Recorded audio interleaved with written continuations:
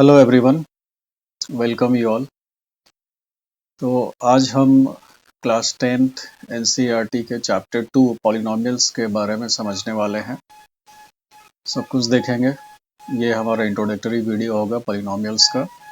But polynomial को समझने से पहले, या फिर ऐसा कहें कि पॉलिनोमियल्स को अच्छे तरीके से समझें, इसके लिए हमें सबसे पहले ज़रूरी होगा कि हम अलजेब्रिक एक्सप्रेशन को समझें। अलजेब्रिक एक्सप्रेशंस लोअर क्लासेस में क्लास 6 में अलजेब्रा स्टार्ट होता है, क्लास 6 में, और क्लास 6 ऑनवर्ड्स इनके बारे में स्टूडेंट्स को बताया जाता है, सिखाया जाता है। And you know very well that wherever we use variables, okay, variables, इसके लिए हम किसी भी इंग्लिश अल्फ़ाबेट का यूज कर सकते हैं, like x, y, z, a, b, m, n, any alphabet of English language. And इसमें ज़रूरी नहीं है कि स्मॉल लेटर से हम यूज़ करें, स्मॉल लेटर्स भी यूज़ कर सकते हैं या कैपिटल लेटर्स को भी यूज़ कर सकते हैं। इवन इनके अलावा कुछ ग्रीक सिंबल्स को भी हम यूज़ करते हैं। ग्रीक सिंबल्स में जैसे हमारा हो गया alpha, beta, gamma, theta, etcetera, कई सारे हैं। आप जैसे जैसे और हायर क्लासेस में जाओगे और नए नए सिंबल्स की ज़रूरत पड़ती है वहाँ पे, तो इंग्लिश अल्फ़ाबेट्स को छोड़कर ग्रीक सिंबल्स को भी हम लोग यूज करते हैं। ठीक है, तो पहले अलजेब्रिक एक्सप्रेशंस को समझें। अलजेब्रा में हो सकता है आप में से बहुतों को ये चीज़, इस चीज़ों का आइडिया हो, बट फिर भी अब मेरा फ़र्ज़ ये बनता है कि कोई कमज़ोर से कमज़ोर स्टूडेंट भी अगर इस वीडियो को देखे तो वो पूरी अच्छे तरीके से चीज़ों को समझे। बाकी अगर आपको मालूम है तो आप थोड़ा सा स्किप कर सकते हो, आगे बढ़ सकते हो वीडियो में।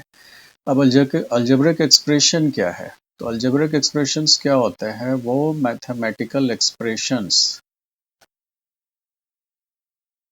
consisting variables. Mathematical expressions consisting variables are called algebraic expressions. Okay? For example, अगर एग्जाम्पल के तौर पे हम देखें तो अगर हमने लिखा 2 प्लस एक्स, तो इसमें 2 तो एक कांस्टेंट, एक फिक्स्ड नंबर है। 2 अगर हमने लिखा है तो 2 का मतलब सिर्फ 2 ही होता है। ठीक है, 2 का मतलब 3 नहीं होगा, 2 का मतलब 1 नहीं होगा, 2 का मतलब -5 नहीं होगा। अगर 2 लिखा है that means 2 only. But here we have x as variable. ये क्या है? वेरिएबल है। वेरिएबल जैसा कि नेम ही सजेस्ट करता है, whose value can vary. Okay, whose value can vary, that's called variable. इसमें इसकी वैल्यू जो भी हम रखें उसके अकॉर्डिंग इस एक्सप्रेशन का हमारा वैल्यू चेंज होगा। ठीक है, जैसे अगर x की वैल्यू, अगर हमने ले लिया x इक्वल 1, तो इस एक्सप्रेशन की जो वैल्यू हो जाएगी वो हो जाएगी 2 प्लस 1, दैट इज 3। ओके, और वही अगर आप x की वैल्यू 2 ले लेते हो तो फिर एक्सप्रेशन की वैल्यू हो जाएगी 2 प्लस 2, दैट इज 4। गेटिंग? तो यहाँ पे इस मैथमेटिकल एक्सप्रेशन में हमने एक वेरिएबल यूज किया है x, और इसी वजह से इसको हम बुलाते हैं mathematical expression, and specially we called it algebraic expression. Okay, अब अलजेब्रिक एक्सप्रेशंस कई तरह के हो सकते हैं, जैसे मैं आगे कुछ एग्जांपल्स आपको दिखाऊं। Examples of algebraic expressions.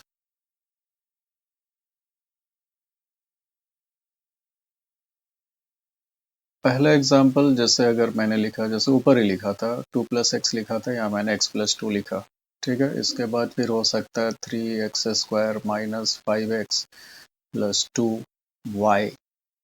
ठीक है, और जैसे x upon 9 minus 3 upon 5y plus z m minus 36 plus 4n etcetera. यहाँ पे मैंने 3 एग्जाम्पल लिए हैं। ठीक है, 3 एग्जाम्पल आपको दिखाया है, पहला, दूसरा, तीसरा। ठीक है, all these three are algebraic expressions। ठीक है, ये सारे के सारे अलजेब्रिक एक्सप्रेशंस हैं। क्यों है? Because all are containing variables, all are consisting of at least one variable। ठीक है, ऐसा कोई भी मैथमेटिकल एक्सप्रेशन जिसमें आपका कम से कम एक वेरिएबल यूज हुआ हो, उसको हम अलजेब्रिक एक्सप्रेशन बुलाएंगे। ठीक है, मीन्स वहां पे हमने वेरिएबल का यूज किया, मीन्स हमने अलजेब्रा का यूज किया। ठीक है, अलजेब्रा में सिर्फ यही चैप्टर नहीं आता, और भी चीज़ें आती हैं, बट इतना याद रखें जहाँ पे हम अलजेब्रा की बात कर रहे हैं मीन्स वहाँ पे वेरिएबल्स का हम यूज करने वाले हैं। ठीक है, अब ये बात आती है कि आखिर चैप्टर 2 पॉलिनोमियल्स हम पढ़ने वाले हैं, वहाँ पे मैंने अलजेब्रिक एक्सप्रेशन की बात क्यों करी। ठीक है, तो इस चीज़ को समझिएगा। हम में से कई लोग हैं जो अलजेब्रिक एक्सप्रेशन और पॉलिनोमियल्स इन दोनों में कंफ्यूज करते हैं। ठीक है, अब यहाँ पे ऐसा है दैट ऑल पॉलिनोमियल्स, अभी हम पॉलिनोमियल्स समझेंगे क्या होता है, बट उसके पहले ये समझ लीजिए आप that all polynomials are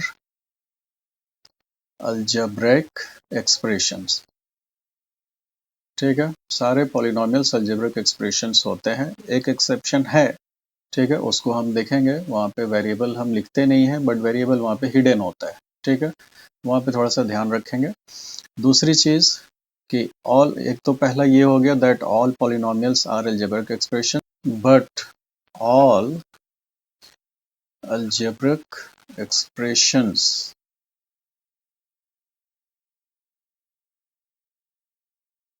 are not polynomials। ठीक है, इस चीज का ध्यान रखेंगे।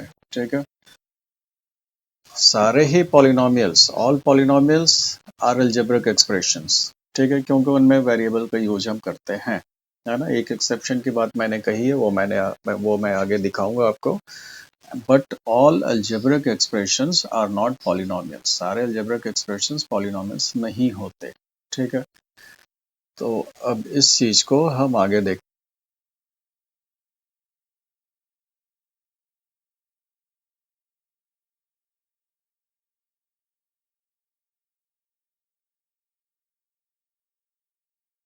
We have total 6 algebraic expressions। All these are algebraic expressions। ये सारे के सारे algebraic expressions हैं। Because in all you can see we have used variables। Okay, कम से कम एक वेरिएबल सभी में है, तो ये सारे के सारे algebraic expression हैं। बट क्या सभी के सभी पॉलिनोमियल हैं? सभी के सभी पॉलिनोमियल नहीं है। ऐसा क्यों? पॉलिनोमियल होने के लिए जो रिक्वायरमेंट है, ठीक है, पॉलिनोमियल होने के लिए जो रिक्वायरमेंट है, पहला चीज तो ये that if the variable is placed in numerator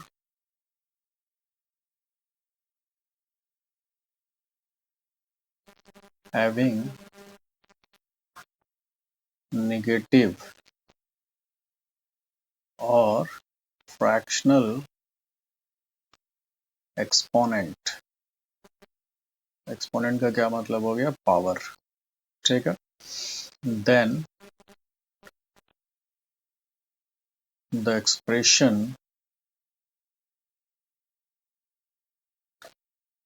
is not a polynomial. उस केस में वो पॉलिनोमियल नहीं होगा। ठीक है, कब? जब वेरिएबल को, अगर वो वेरिएबल आपका न्यूमरेटर में है ऑलरेडी तो ठीक है, अगर न्यूमरेटर में नहीं है, डिनोमिनेटर में है, देन आपको क्या करना है? उसको न्यूमरेटर में लेकर आना है ना। जब उसको न्यूमरेटर की जगह हम प्लेस करेंगे तो उसका जो एक्सपोनेंट या पावर नेगेटिव या फ्रैक्शन नहीं होना चाहिए। ठीक है, नेगेटिव या फ्रैक्शन नहीं होने का क्या मतलब है? That it should be a whole number only. ठीक है, नेगेटिव और फ्रैक्शनल नहीं होना मतलब जो पावर होगा आपका वो हमेशा क्या होगा? होल नंबर होगा। ठीक है, the power of the variable must be a whole number. ठीक है, क्योंकि यहाँ पे बात मैंने की है नेगेटिव या फ्रैक्शनल। ठीक है, तो फ्रैक्शनल मीन्स 1/2, 3/4, 5/7, 9/3 और सॉरी 9/4, ऐसा कुछ अगर नंबर है, ठीक है, तो वो फ्रैक्शन हो गया। और फ्रैक्शनल पावर अगर होगा तो फिर वो पॉलिनोमियल नहीं होगा, है ना। किसका? तो वेरिएबल का, आपको याद रखना, नंबर का नहीं, किसका? वेरिएबल का। वेरिएबल का पावर आपको चेक करना है। वो क्या हो सकता है? बस और बस एक होल नंबर हो सकता है, ना तो वो निगेटिव होगा, मीन्स जीरो से छोटा हुआ तो निगेटिव हो गया, मीन्स जीरो हो सकता है, because zero is a whole number, तो जीरो हो सकता है, ठीक, जीरो हो सकता है। उसके बाद 1, 2, 3, 4, 5, ये सारे के सारे होल नंबर्स हैं, है ना। 5, 6, 7, 8 ऐसे ही बढ़ते चले जाइए। सो इनमें से कोई भी पावर हो तो पॉलिनोमियल होगा, ठीक है। लेकिन अगर नेगेटिव हो गया पावर या फ्रैक्शन हो गया पावर, किसका? वेरिएबल का, तो फिर वो पॉलिनोमियल नहीं होगा। चलिए अब हम अपने एग्जांपल्स को चेक करते हैं, इन एग्जांपल्स को देखते हैं। पहले एग्जाम्पल में हमें किसको चेक करना है? सिर्फ वेरिएबल को। ध्यान रखिएगा, we have to check only variables, not the numbers. Numbers का पावर फ्रैक्शन है, नेगेटिव है, उससे कोई फर्क नहीं पड़ता, ठीक है। हमें सिर्फ और सिर्फ वेरिएबल का पावर देखना है। तो यहाँ पे हमारा वेरिएबल क्या है? ये है x, ठीक है, और इसका पावर क्या है? कोई पावर नहीं दिख रहा, दैट मीन्स पावर इज 1, तो ये हमारा पॉलिनोमियल है, यस, है ना, इट इज अ पॉलिनोमियल, ये पॉलिनोमियल है, ठीक है। अब मेरे ख्याल से आप बाकी सबका भी बता सकते हैं, है ना। यहाँ पे हमारे पास में एक वेरिएबल ये x है, दूसरा वेरिएबल ये प्लस y है, और इन दोनों का पावर नहीं लिखा, दैट मीन्स पावर क्या है? 1 है, तो ये भी हमारा पॉलिनोमियल है, yes, it is a polynomial. यहाँ पे हम देखते हैं तो हमारे पास दो टर्म्स हैं। पहले टर्म में हमारा m है, दूसरा टर्म हमारा प्लस c/5 है। दोनों में वेरिएबल प्रेजेंट है। यहाँ पे m है और इसका पावर कुछ नहीं लिखा, मतलब पावर 1 है। यहाँ पे c कहाँ है ये भी पहले देखना है, क्या हमारा वेरिएबल न्यूमरेटर में है या डिनोमिनेटर में है, ठीक है। अगर डिनोमिनेटर में है तो पहले उसको आपको लाना होगा न्यूमरेटर में, है ना, और फिर उसका पावर चेक करना होगा। तो जैसे यहाँ पे c जो है न्यूमरेटर में ऑलरेडी प्लेस्ड है, तो फिर कोई प्रॉब्लम नहीं, we have to check only power. तो c का पावर नहीं लिखा, दैट मीन्स पावर 1 है, तो ये भी हमारा पॉलिनोमियल है, ठीक है।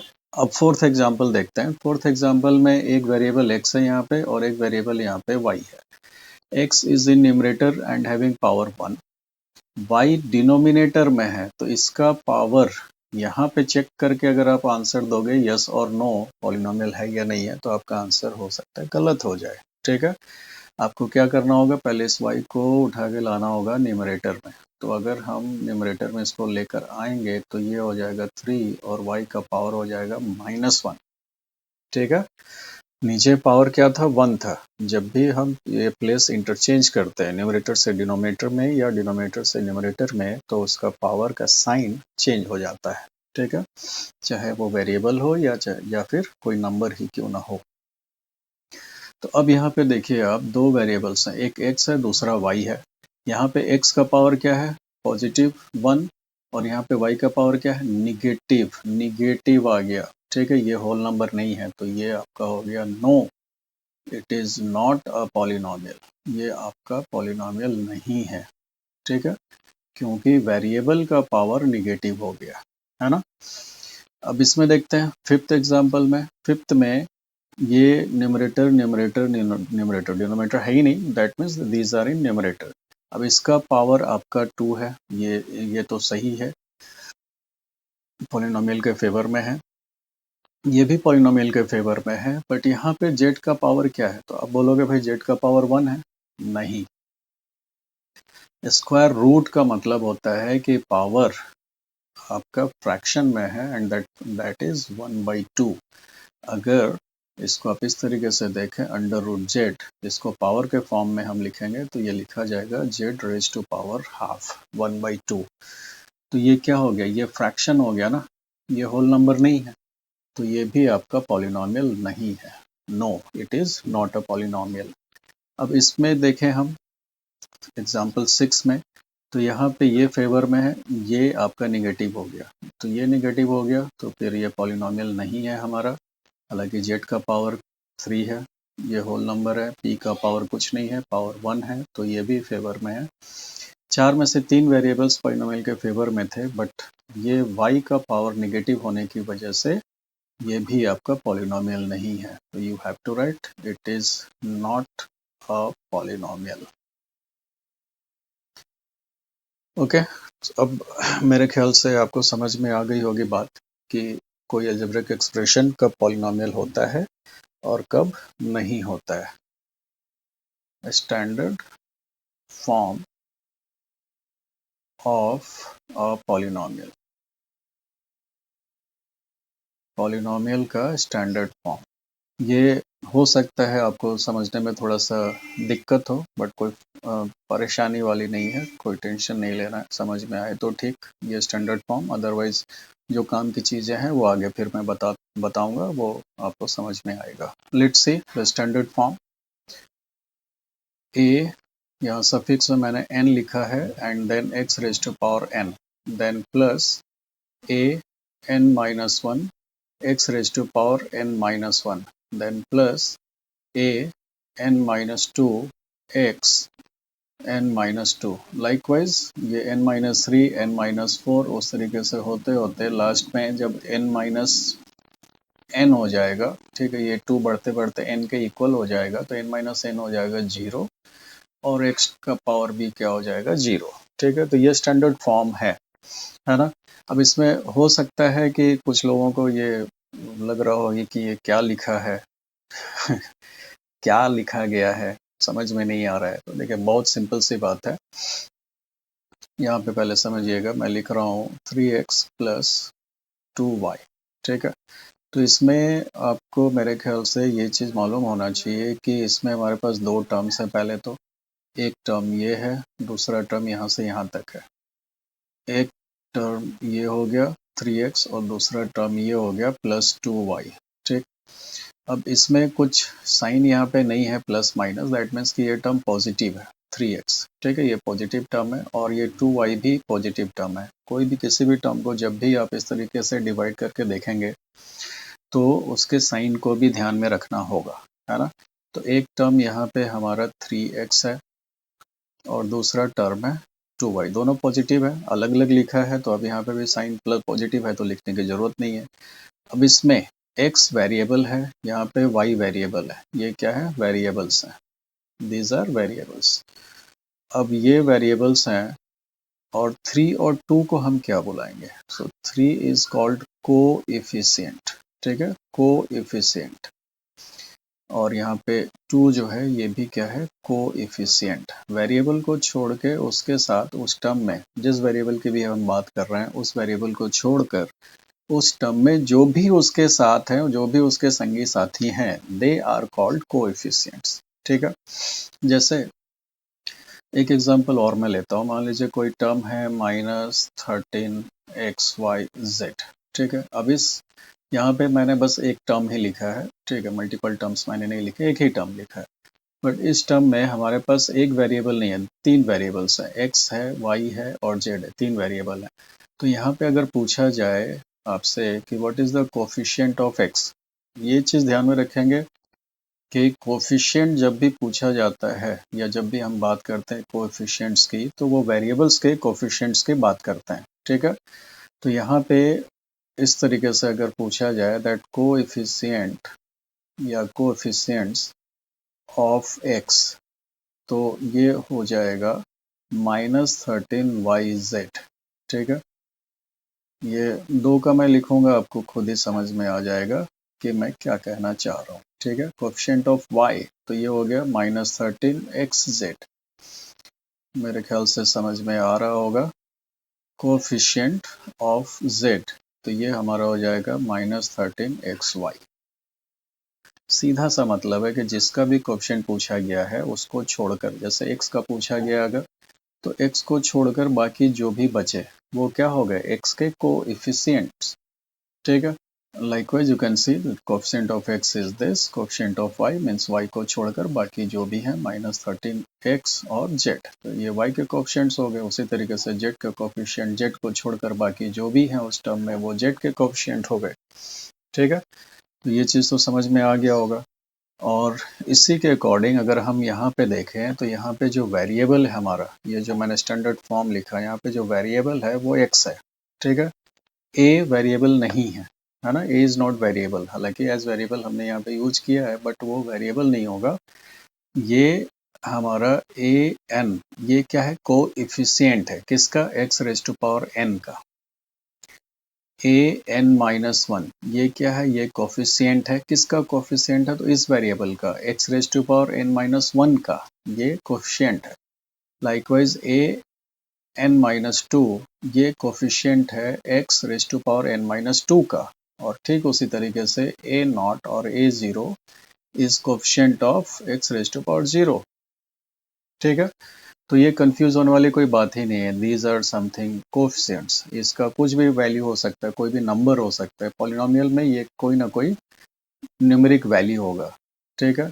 -3, 2, 15, 9/7, कुछ भी, एनी न्यूमेरिकल वैल्यू, ठीक है। ये क्या हो जाएंगे, कोफिशिएंट्स हो जाएंगे। अब आगे मैं आपको एग्जांपल दिखाता हूँ इसी स्टैंडर्ड फॉर्म को यूज करके।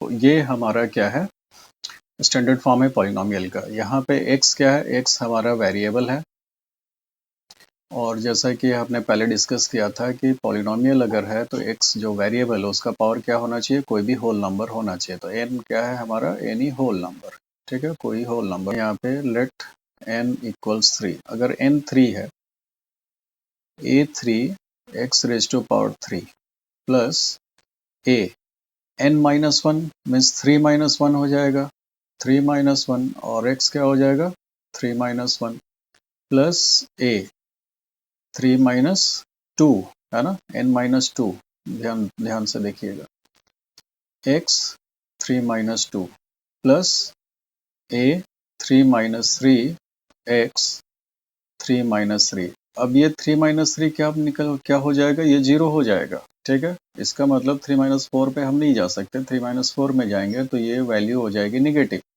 x का पावर निगेटिव होगा तो पॉलिनोमियल ही नहीं होगा। तो हमें क्या करना है, यहीं पे हमें रुकना है।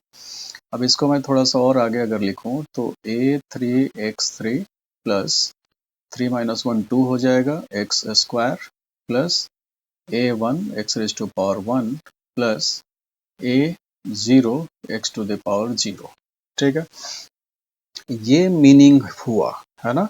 अब हो सकता है a3 की कोई न्यूमेरिक वैल्यू हो, जैसे ये मान लेते हैं 4 है, इसका मान लेते हैं -5 है, ये a1 का वैल्यू मान लेते हैं कुछ 7 है, इसका वैल्यू मान लेते हैं 2 है, ठीक है। कुछ भी आप ले सकते हैं, फ्रैक्शन भी ले सकते हैं, डेसिमल भी ले सकते हैं, रेशनल इरेशनल कुछ भी ले सकते हैं, ठीक है। यहाँ पे a0 a1 इस तरीके से जो भी है, ठीक है, इन सब की वैल्यू जो होती है ये कोई भी रियल नंबर हो सकता है, एनी रियल नंबर, ठीक है। रियल नंबर लिखने का मतलब, जैसा आपने अगर चैप्टर 2 आप देख रहे हैं, मतलब चैप्टर 1 रियल नंबर आपको पता होगा, तो रियल नंबर में रेशनल नंबर्स भी आते हैं, इरेशनल नंबर्स भी आते हैं। तो जो कोफिशिएंट्स हैं ये किसी भी तरह का नंबर हो सकते हैं, ठीक है।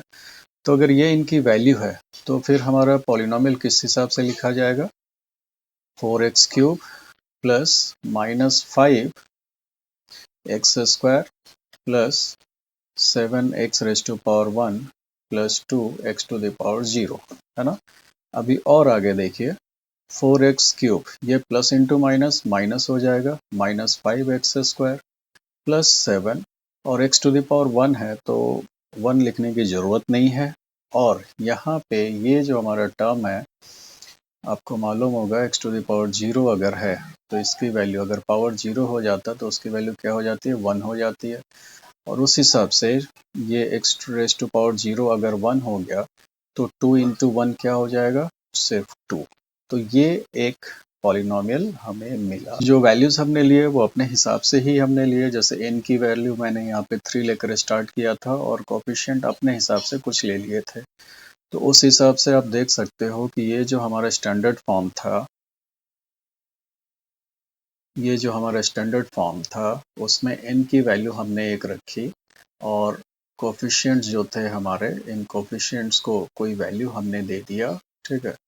और अपने हिसाब से कुछ वैल्यूज हमने दे दिए थे, तो एक फाइनल पॉलिनोमियल हमें इस फॉर्म में दिख रहा है। ठीक है, तो आपको चैप्टर 2 में जो पॉलिनोमियल्स के बारे में पढ़ना है वो पॉलिनोमियल्स इसी फॉर्म के आपको मिलेंगे।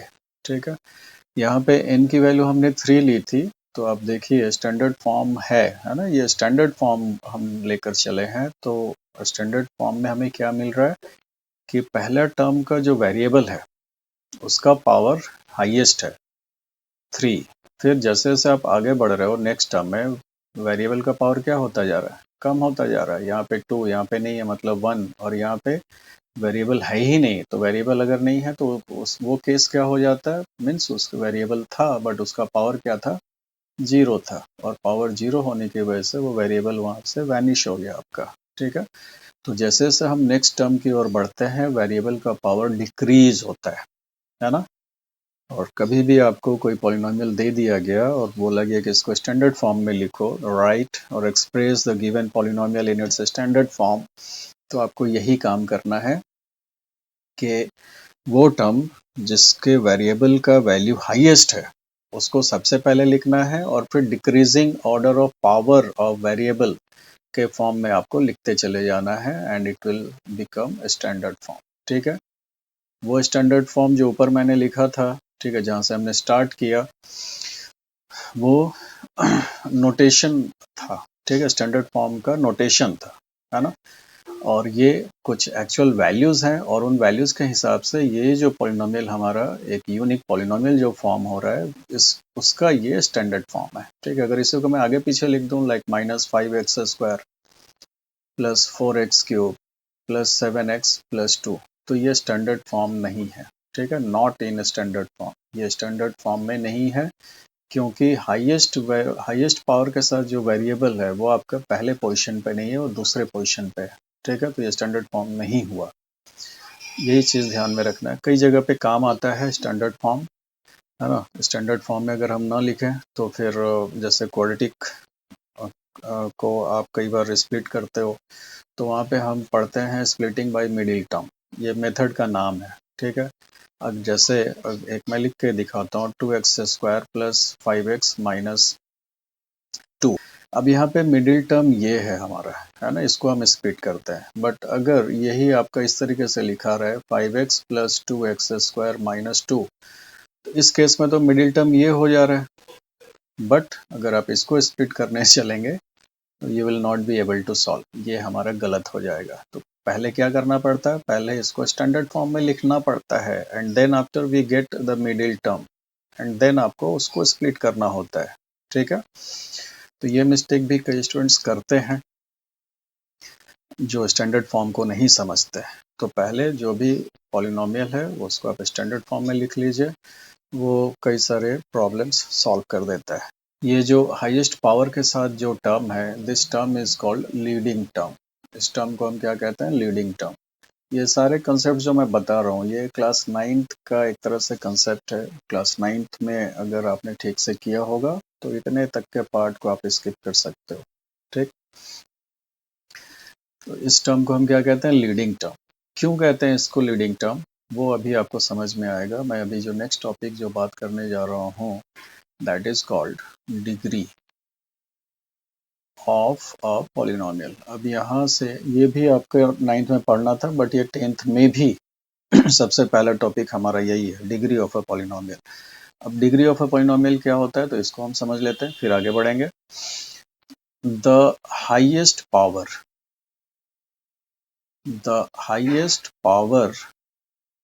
ऑफ द वेरिएबल का हाईएस्ट, सबसे ज्यादा, है ना, the highest power of the variable present in the polynomial is called its degree. ठीक है, वो क्या कहलाता है, उसका डिग्री कहलाता है ना। तो मेरे ख्याल से अब आप बता सकते हो कि इस पॉलिनोमियल की डिग्री क्या होगी। डेफिनेटली वेरिएबल यहाँ पे है, यहाँ पे है, यहाँ पे, यहाँ पे दिख नहीं रहा बट यहाँ भी है विद पावर 0। तो यहाँ पे जो वेरिएबल है उसका पावर 0 है, यहाँ पे वेरिएबल का पावर 1 है, नहीं है पावर मीन्स पावर 1 है, और यहाँ पे पावर 2 है और यहाँ पे पावर 3 है। तो हाईएस्ट कहाँ पे है, यही तो है, यही तो है हाईएस्ट। ठीक है। हाईएस्ट पावर क्या है, 3 है, तो इसकी जो डिग्री हुई, इस पॉलिनोमियल की डिग्री, वो हो गई 3। समझ गए होंगे आप बहुत अच्छे तरीके से। बहुत आसान है डिग्री ऑफ अ पॉलिनोमियल। आपको क्या करना है, जो भी हाईएस्ट पावर है, किसका हाईएस्ट पावर, वेरिएबल का, किसी कोफिशिएंट का नहीं, 5 का, 4 का, 7 का, 2 का, इनका नहीं देखना है आपको। किसका देखना है, वेरिएबल का देखना है। ठीक है, चाहे वो किसी भी टर्म में हो, पहले टर्म में हो, तीसरे में हो, पांचवे में हो, कहीं भी जो वेरिएबल है उसका हाईएस्ट पावर जो होगा वही उस पॉलिनोमियल का डिग्री कहलाएगा। ठीक है, जैसे इस पॉलिनोमियल का डिग्री 3 है। अब जब आप डिग्री समझ गए हैं तो उसके बेसिस पे फिर पॉलिनोमियल्स का क्लासिफिकेशन समझते हैं। क्लासिफिकेशन,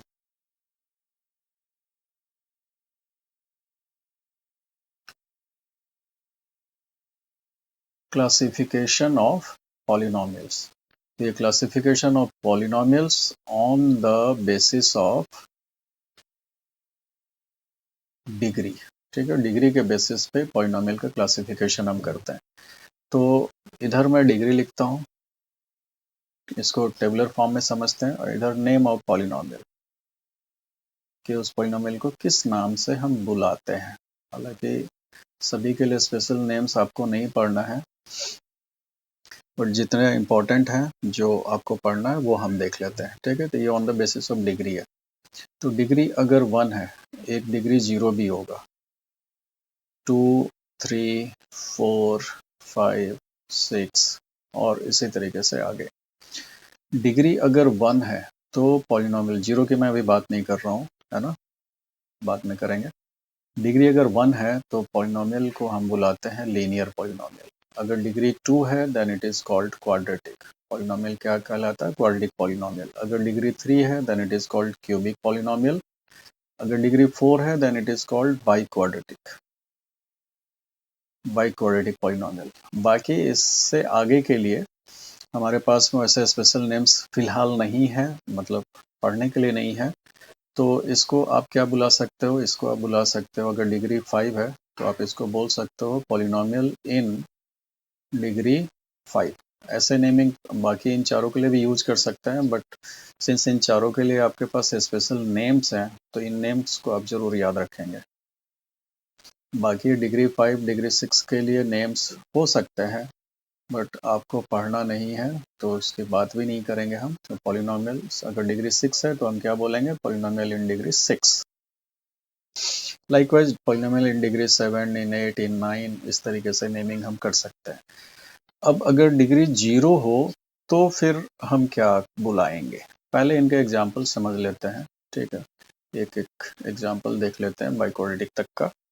जैसे लीनियर के लिए डिग्री क्या होना चाहिए, 1 होना चाहिए। और डिग्री 1 का क्या मतलब है कि जो वेरिएबल रहेगा उसका पावर, हाईएस्ट पावर 1 होना चाहिए।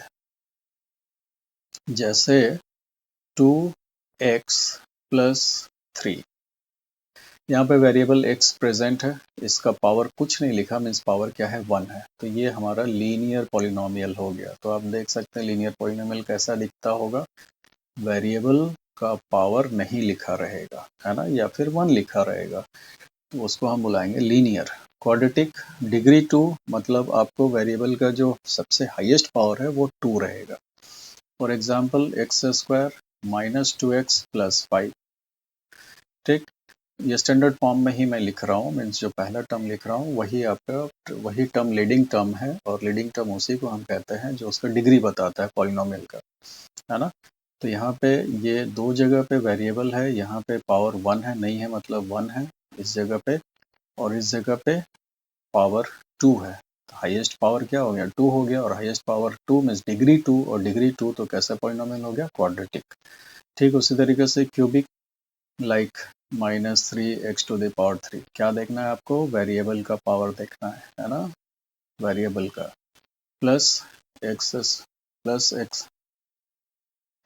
Plus x square upon 7 minus 13x minus 9। कुछ में से प्लस माइनस आपका कहीं कुछ भी रहे उससे फर्क नहीं पड़ता। ठीक है, वो तो उन दो टर्म्स को सेपरेट करता है और उस टर्म का वो साइन होता है।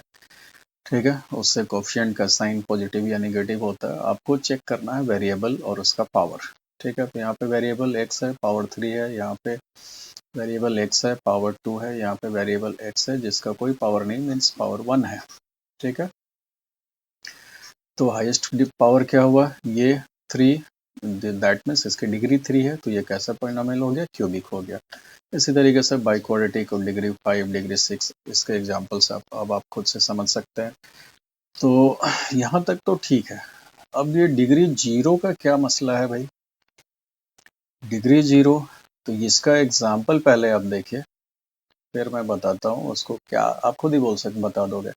डिग्री 0 का क्या मतलब हो गया कि ये जो वेरिएबल्स यहाँ पे x की वैल्यू मीन्स x का नॉट वैल्यू, x का पावर 1 है तो ये लीनियर पॉलिनोमियल था, यहाँ पावर 2 है तो ये क्वाड्रेटिक था, यहाँ पावर 3 है तो ये क्यूबिक था। तो अगर डिग्री 0 है इसका मतलब x का पावर 0 रहेगा, x का पावर 0, x का पावर 0,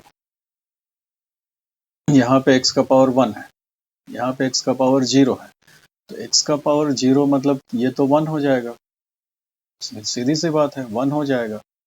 तो 1, एक एग्जांपल तो ये हो गया। और चलिए मैंने लिख दिया 5, ये आपका पॉलिनोमियल है विद डिग्री 0। अगर मैंने लिख दिया 8 तो ये भी एक पॉलिनोमियल है विद डिग्री 0। अगर मैंने लिख दिया -10 तो ये भी एक पॉलिनोमियल है विद डिग्री 0। तो भाई ऐसा कैसे हो रहा है, तो ऐसा यूं हो रहा है कि इस x के साथ में आप 0 लिख के पावर 0 लिख सकते हो ना, और ये क्या हो जाएगा, 1 हो जाएगा, दैट मीन्स 5 इंटू 1 5, है ना। 8 के साथ भी आप x रख के यहाँ पे पावर 0 लिख सकते हो।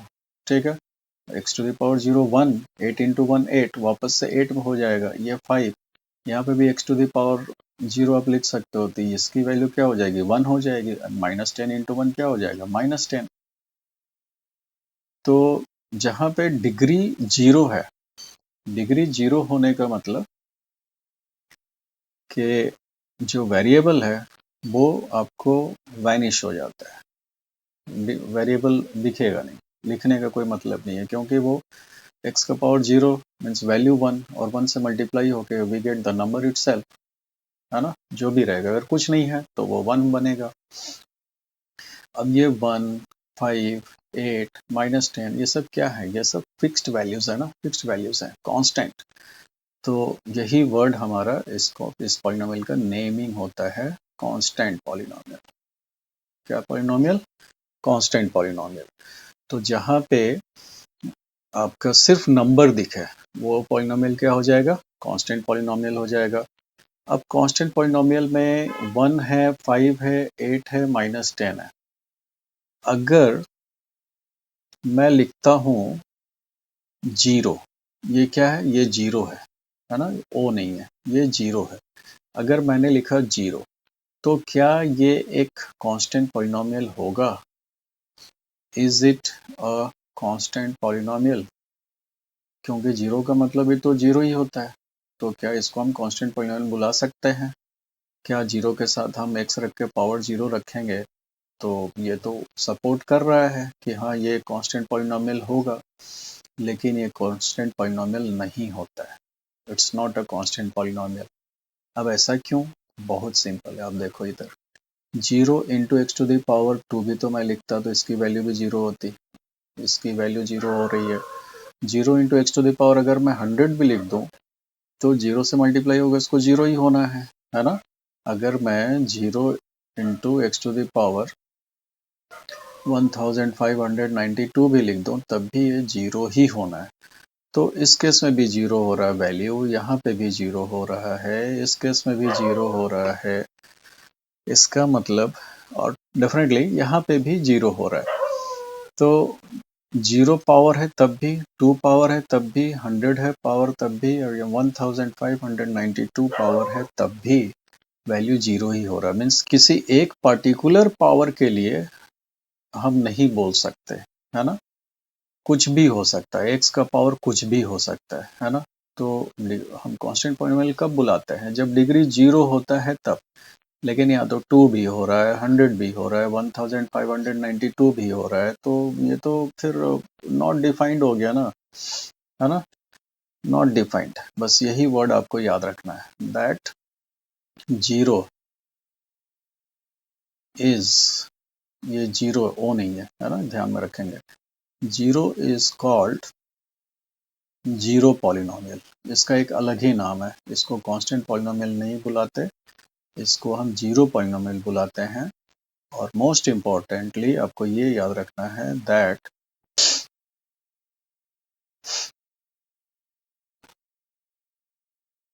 degree of a zero polynomial is not defined. We do not have degree of a zero polynomial. एक zero polynomial का degree defined ही नहीं है, ठीक है। ये एक important point है, ये आपको याद रखना है ना। The degree of a zero polynomial is not defined. zero polynomial क्या होता है, तो बस एक ही polynomial है जो zero polynomial कहलाता है, and that is number zero. So till now we have understood what is degree, and on the basis of degree we have understood the naming of polynomial. Okay, now let's move ahead. Now the next point is value of a polynomial. अभी तक हमने polynomial समझ लिया, degree of polynomial समझ लिया, अब value of a polynomial समझेंगे। बहुत आसान सी चीज है ये, चलिए देखते हैं। मान लीजिए एक पॉलिनोमियल हम लेते हैं, polynomial p of x and the polynomial is x plus 2। अब ये क्या लिखा मैंने, तो भाई ये आपका नेम है पॉलिनोमियल का। पॉलिनोमियल कौन सा, तो ये हमारा पॉलिनोमियल है, x plus 2 पॉलिनोमियल है, p इस पॉलिनोमियल का नेम है, और ये बता रहा है कि इसमें इस पॉलिनोमियल में कौन सा वेरिएबल यूज हुआ है। तो दिस इज नेमिंग, कुछ भी हो सकता है, p of x, f of x, g of x, h of x, means ये कुछ जनरल नेमिंग है, ठीक है। f, g, h, p, q, r, s, कुछ ऐसे हम यूज करते हैं पॉलिनोमियल्स का नेमिंग करने के लिए। और a, b, c, d, e ये कोफिशिएंट्स के तौर पे हम यूज करते हैं, x, y, z, m, n ये सब हम लोग वेरिएबल के लिए यूज करते हैं, ठीक है। हालांकि इसमें किसी को भी आप किसी के लिए भी यूज कर सकते हैं, वो फिक्स्ड है, बट एक इन जनरल जो प्रैक्टिस में है वो मैंने बताया आपको, है ना। सो p is the name of the polynomial in variable x and we read it as p of x, p of x, okay, and this is our polynomial। ये हमारा polynomial है। आप इसका डिग्री बता सकते हो क्या, इस पॉलिनोमियल की डिग्री क्या है? यस, वेरी सिंपल, x का पावर आपको देखना है, x का पावर कुछ नहीं, मीन्स x का पावर 1 है, तो इसकी डिग्री जो हो गई ये क्या हो गई, 1। और अगर डिग्री 1 है तो इसका जो टाइप हो गया वो लीनियर हो गया, ठीक है। तो इस पॉलिनोमियल की डिग्री 1 और इस पॉलिनोमियल का नेमिंग क्लासिफिकेशन अगर हम देखें on the basis of degree, तो हमारा लीनियर पॉलिनोमियल है। अब बात करते हैं वैल्यू ऑफ पॉलिनोमियल की, ठीक है। तो हमारे पास में एक पॉलिनोमियल x प्लस 2 है ना। अब वैल्यू इसकी क्या होगी, तो भाई वेरिएबल यूज होता है पॉलिनोमियल में, मीन्स किसी पॉलिनोमियल की वैल्यू फिक्स्ड नहीं होती, पॉलिनोमियल की वैल्यू डिपेंड करती है वेरिएबल के वैल्यू पे, है ना। लाइक यहाँ पे अगर हम एज्यूम करें लेट x इक्वल 0, अगर x की वैल्यू 0 अगर हम ले, तो p0 मीन्स x की जगह पे हमने क्या किया, x की वैल्यू पुट की, तो यहाँ x क्या हो जाएगा 0 एंड प्लस 2, पॉलिनोमियल की वैल्यू क्या हो गई 2, है ना। दैट मीन्स इसको हम क्या बुलाएंगे, that at x equal 0 the value of the polynomial px is 2। At x equal 0 the value of the polynomial p of x is 2। ये हुआ इसका मतलब। चेंज करके देखते हैं, x की वैल्यू कुछ और ले लेते हैं, लाइक x की वैल्यू 2 ले ली हमने, तो p2 x की जगह क्या किया 2 रखा, तो यहाँ भी 2 रखेंगे आप, तो 2 प्लस 2 क्या हो जाएगा 4। Means at x equals 2 the value of the polynomial px is 4, है ना। लाइकवाइज हम कुछ और वैल्यू लेकर चलते हैं, लाइक मान लीजिए इस बार कुछ एक नेगेटिव वैल्यू ले लेते हैं, तो p माइनस 3, तो x की जगह -3 आप पुट करोगे, तो -3 + 2 you will be getting -1। Okay, so here you can see that at different values of x, यहाँ पे 0 रखा तो यहाँ पे पॉलिनोमियल वैल्यू 2 हो गई, जब 2 रखा तो पॉलिनोमियल की वैल्यू 4 हो गई, जब 3 रखा तो पॉलिनोमियल की वैल्यू -1 हो गई। Okay, so the value of polynomial depends upon the value of variable, and since the value of variable can be any number, so the value of polynomial can be any, and it simply depends upon the value of the variable। ठीक है, variable के value पे polynomial की value depend करती है। Okay, तो ये हमने देखा, 3 वैल्यूज मैंने लिए x के, और उन हर 3 वैल्यूज पे हमें पॉलिनोमियल की एक डिफरेंट वैल्यू मिली। अब एक वैल्यू और मैं लेकर दिखाता हूँ आपको। लेट x इक्वल्स -2, तो p -2 ये क्या हो जाएगा, -2 + 2 = 0, है ना। अब ये एक इम्पॉर्टेंट केस है, ये एक इम्पॉर्टेंट केस है। क्यों है, क्योंकि यहाँ पे हमें x की ऐसी वैल्यू मिल रही है जहाँ पे पॉलिनोमियल की वैल्यू क्या हो जा रही है, 0 हो जा रही है, और इसी चीज को आपको ध्यान में रखना है ना।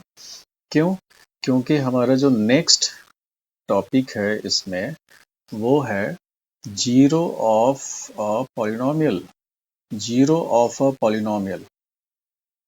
थोड़ा ध्यान से इस टॉपिक को देखेंगे, समझेंगे, है कुछ भी नहीं, लेकिन एक बार समझना अच्छे से बहुत जरूरी है। So zero of a polynomial, तो भाई क्या होता है zero of a polynomial, that value of the variable, जो भी वेरिएबल आपके पॉलिनोमियल में प्रेजेंट है उसका वो value at which the value of the polynomial, उस polynomial की वैल्यू becomes 0, क्या हो जाता है, 0 हो जाता है, is called zero of the polynomial। सीधा सा अभी मैं जो एक सेंटेंस बोल रहा हूं उसको ध्यान से सुनिएगा। वेरिएबल का वो वैल्यू, एक पॉलिनोमियल हमारे सामने है, उस पॉलिनोमियल में जो वेरिएबल है, जैसे x + 2, इस पॉलिनोमियल में वेरिएबल कौन है, ये है, तो इस वेरिएबल का वो वैल्यू जिस पे इस पॉलिनोमियल की वैल्यू क्या हो जाए, 0 हो जाए, तो इस x की कौन सी वैल्यू पे, इस वेरिएबल के कौन से वैल्यू पे वैल्यू 0 हो रही, तो -2 पे, -2 + 2 क्या हो जा रहा है, 0, तो x का ये वैल्यू यहाँ पे इस पॉलिनोमियल के लिए, इस x का ये वो वैल्यू है जिस वैल्यू पे इस पॉलिनोमियल की वैल्यू क्या हो जा रही है, 0 हो जा रही है, तो ये जो वैल्यू है ना, इसको हम कहेंगे जीरो ऑफ दिस पॉलिनोमियल, ये जो पॉलिनोमियल है उसका ये 0 हो रहा है या 0 है ना। यही चीज आपको समझना था। देखते हैं एक दो एग्जाम्पल, उससे और क्लियर हो जाएगा। जैसे यहाँ पे मैं एक और पॉलिनोमियल लेता हूँ x + 1/3, ये एक पॉलिनोमियल मैंने लिया। अभी मैं लीनियर पॉलिनोमियल्स पे ही आपको दिखा रहा हूँ, आगे हम चलेंगे, है ना, क्वाड्रेटिक को भी देखेंगे, क्वाड्रेटिक तक ही पढ़ना है, क्यूबिक की बात नहीं करेंगे। यहाँ पे अब हमें फाइंड करना है इस पॉलिनोमियल का 0, तो आप मेरे ख्याल से आप बहुत आसानी से बता सकते हो। यहाँ पे हमारे पास +1/3 है, ठीक है, ये +1/3 है। अगर इस x की जगह हम -1/3 रखते हैं तो ये +1/3 को क्या करेगा, कैंसिल आउट करके इसकी वैल्यू क्या हो जाएगी, 0 हो जाएगी। तो simply -1/3 is the zero of polynomial p of x। इस पॉलिनोमियल का जो 0 है वो क्या है, -1/3। तो ये तो ठीक है, यहाँ पे डायरेक्ट मैंने वैल्यू डाल दी और ये निकल गया, बट आपको अगर सॉल्व करके निकालना हो पॉलिनोमियल, अगर सिंपल ना हो तो हम कैसे सॉल्व करेंगे, 0 कैसे निकालेंगे। तो कुछ नहीं करना है आपको। अगर हम पहला ही एग्जांपल लें जहाँ पे px इक्वल्स क्या था, x + 2, तो यहाँ पे आपको क्या करना है, सिंपली पॉलिनोमियल की वैल्यू को आपको 0 कर लेना है। p of x equals 0 assume कर लिया, let p of x equals 0। अब p of x means what, x plus 2 equals 0। Now you have to solve this equation for x। अब आपको x के लिए इसको सॉल्व कर लेना है। सॉल्व करेंगे तो x इक्वल्स, ये प्लस 2 है, RHS में भेजेंगे तो ये क्या हो जाएगा, -2। आ गया हमारा answer. We got the zero of this polynomial F, क्योंकि इस x को हमने सॉल्व किया है। We have solve for x for value of polynomial 0। अब इसका भी हम फाइंड करके देखते हैं। यहाँ पे भी सेम तरीका, let p of x equals 0। p of x means क्या है, x प्लस 1/3 इक्वल्स 0। अब x के लिए सॉल्व करेंगे तो ये प्लस 1/3 इधर आएगा तो -1/3 मिल गया। कुछ था ही नहीं इसमें। और एग्जाम्पल्स हम देखते हैं। सेम तरीके से यहाँ पे भी आप एज्यूम कर लीजिए, let p of x equals 0। अब p ऑफ x क्या है हमारा, सो 3x प्लस 2। इसको सॉल्व करेंगे x के लिए तो पहले इस 2 को ट्रांसपोज करेंगे। We are getting 3x equals -2। फिर इस x के कोफिशिएंट को आप ट्रांसपोज कीजिएगा तो x इक्वल्स -2/3। ये हो गया हमारा 0। अब ये 0 है या नहीं है, इसके वेरिफिकेशन के लिए भी हमारे पास में प्रोसेस है। और वो कैसे है तो आप देखिए, वेरिफिकेशन। तो वेरिफिकेशन कैसे करेंगे, आपको क्या करना है, p of x 3x plus 2। अब यहाँ पे जो 0 हमारा निकला है ना, ठीक है, इस पॉलिनोमियल का 0 -2/3, इसको क्या करना है, इस x की जगह पे पुट कर देना है। तो 3 इंटू -2/3 हो गया प्लस 2। ये क्या होगा, ये 3 कैंसिल हो जाएंगे। यहाँ पे बचेगा -2 प्लस 2 और ये क्या हो गया, 0, है ना। बिल्कुल सही है हमारा आंसर। ये जो हमने 0 निकाला था ये बिल्कुल सही है, क्योंकि जब इसको हमने x की जगह पे डाला और फिर इस इक्वेशन को सॉल्व किया तो हमें लास्ट में क्या मिल गया, 0। पॉलिनोमियल की वैल्यू क्या हो गई, इस पॉलिनोमियल की वैल्यू क्या हो गई, 0। तो उसी को तो हम 0 कहते हैं, पॉलिनोमियल का x के या वेरिएबल के उसी वैल्यू को हम 0 कहते हैं, कि जिसको जब हम पुट करें पॉलिनोमियल में तो पॉलिनोमियल की वैल्यू क्या हो जाए, 0 हो जाए।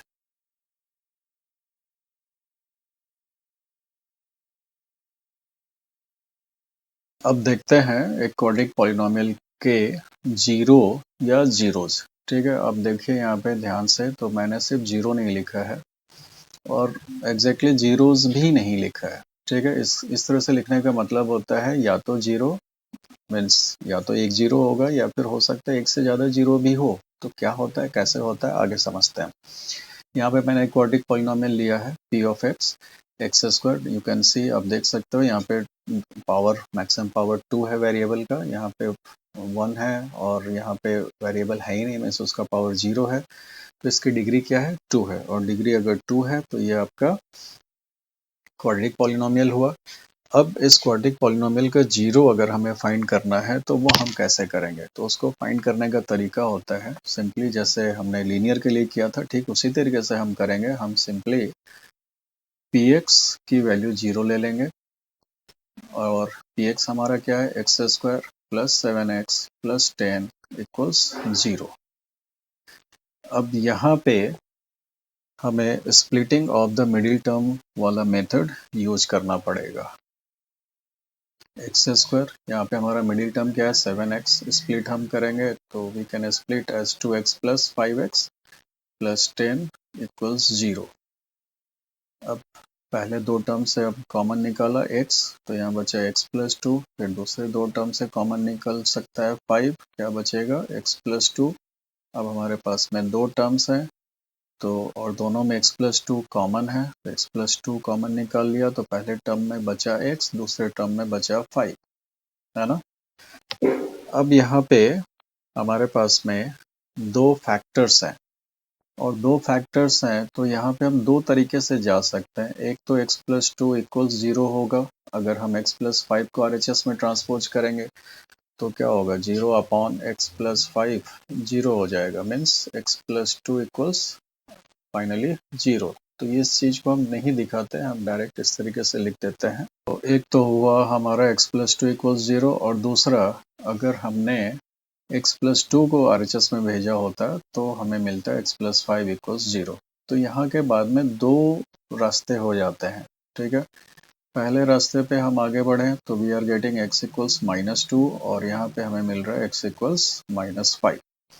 तो अब देख सकते हो x के दो वैल्यू हमें मिल रहे हैं, है ना। तो ऊपर मैंने जो जीरोज लिखा था उसके पीछे का रीज़न यही था कि क्वाड्रेटिक पॉलिनोमियल में हमें दो अलग अलग जीरोज भी मिल सकते हैं, है ना। तो ये दो जीरोज हो गए।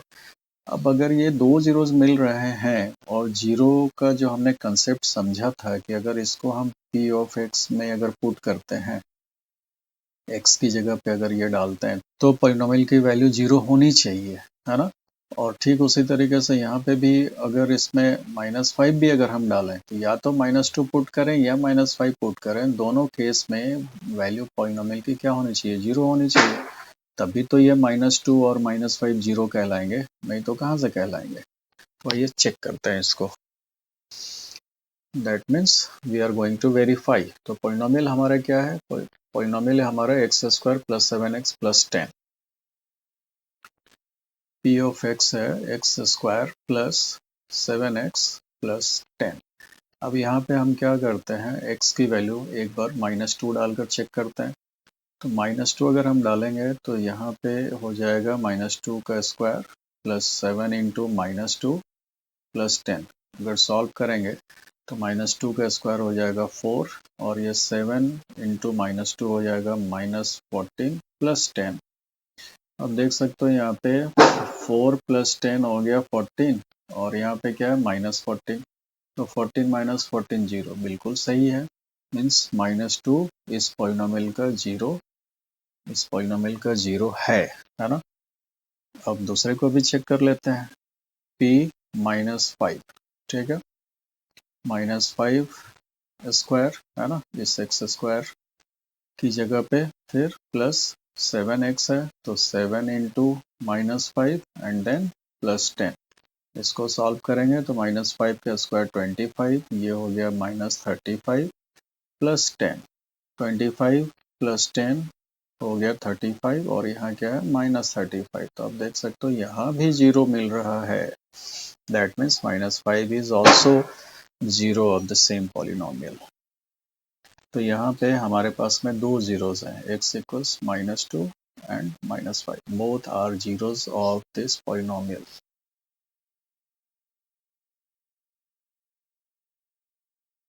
जीरोज को लेकर कुछ इम्पोर्टेंट पॉइंट्स मैं बता रहा हूँ, इस चीज़ को आप ध्यान में रखेंगे, है ना। अभी आगे और भी कई सारे टॉपिक्स बाकी हैं, समझेंगे हम धीरे धीरे। ये पहले देखिए कि लीनियर पॉलिनोमियल में, है ना, लीनियर पॉलिनोमियल में जो जीरोज होते हैं, लीनियर पॉलिनोमियल के जीरोज, तो इसमें मिनिमम जो होगा zero, number of zero zero होगा, और मैक्सिमम नंबर ऑफ जीरो जो होगा वो 1 होगा। क्वाड्रेटिक पॉलिनोमियल में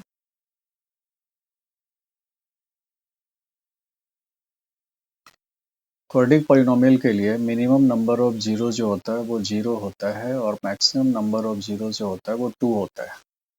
ठीक उसी तरीके से क्यूबिक पॉलिनोमियल में जो मिनिमम नंबर ऑफ जीरोज होते हैं वो 1 होता है, और मैक्सिमम नंबर ऑफ जीरो 3 होता है। बाइक्वाड्रेटिक पॉलिनोमियल में आपका मिनिमम नंबर ऑफ जीरो जो होता है वो 0 होता है, और मैक्सिमम नंबर ऑफ जीरो जो होता है वो 4 होता है। अब इसमें क्यूबिक और बाइक्वाड्रेटिक में आपको जानने की ज़रूरत नहीं है, सिलेबस में सिर्फ लीनियर और क्वाड्रेटिक है, तो बस इतने को याद रखेंगे कि लीनियर पॉलिनोमियल में minimum number of zero 1, maximum number of zeros 1, ठीक है। क्वाड्रेटिक में मिनिमम जीरो है, मीन्स 1 भी हो सकता है, और मैक्सिमम नंबर ऑफ जीरोज क्या होंगे, 2 होंगे। इतना याद रखिएगा, इतना आपके लिए इम्पोर्टेंट है। मीन्स ऐसा क्वेश्चन डायरेक्ट पूछता नहीं है कि मैक्सिमम नंबर ऑफ जीरो क्या होंगे या मिनिमम नंबर ऑफ जीरो क्या होंगे, ठीक है। ये हमें हेल्प करता है प्रॉब्लम्स को सॉल्व करने में, समझने में। चैप्टर 4 में आपको क्वाड्रेटिक इक्वेशंस पढ़ना है, उसके भी वीडियोस आगे आएंगे, है ना। तो उसमें आप देखिएगा ये चीज़ काफ़ी हेल्प करता है हमारा, ठीक है। और अभी इस वीडियो में तो नहीं, लेकिन नेक्स्ट टॉपिक में मैं ग्राफिकल रिप्रेजेंटेशन पढ़ाऊँगा, ठीक है। तो वहाँ से भी ग्राफिकल रिप्रेजेंटेशन ग्राफ को रीड करके आपको बताना होता है कि नंबर ऑफ जीरोस कितने हैं। बहुत ही इजी क्वेश्चन होता है, पॉकेट के मार्क्स जैसे मिल रहे हो ऐसा क्वेश्चन होता है, बट वो तभी जब एक बार आप समझ लीजिएगा अच्छे तरीके से। तो ग्राफिकल रिप्रेजेंटेशन भी हमें आगे पढ़ना है इसी चैप्टर में, बट इस वीडियो में नहीं, वो मैं नेक्स्ट वीडियो में डालूंगा, इस चैप्टर के पार्ट 2 के वीडियो में। और एक छोटा सा एक्सरसाइज भी है वहाँ पे, तो उस एक्सरसाइज 2.1 जो एनसीईआरटी का एक्सरसाइज है वो भी सेकंड वीडियो में ही मैं प्रोवाइड कराऊंगा, और फिर उसके आगे का थर्ड पार्ट में। अब ये वीडियो काफ़ी लंबा हो गया है, तो मैं इस वीडियो को, इस टॉपिक को यहीं पे एंड कर रहा हूँ। ये आपका इंट्रोडक्शन एक तरह से समझ लीजिए कि इंट्रोडक्शन हो गया हमारा पॉलिनोमियल का। इसमें हमने डिग्री ऑफ पॉलिनोमियल भी समझ लिया, जो एक इम्पॉर्टेंट पॉइंट था। उसके बाद वैल्यू ऑफ पॉलिनोमियल, और फिर जीरो ऑफ पॉलिनोमियल। तो ये 3 इम्पॉर्टेंट पार्ट्स थे जो हमने समझ लिया। और स्पेशली आपको जो पढ़ना है, ध्यान जो रखना है आपका, लीनियर पॉलिनोमियल और क्वाड्रिक पॉलिनोमियल तक रखना, ठीक है, एग्जाम पर्पस के लिए। तो इतना हमारा हो गया है।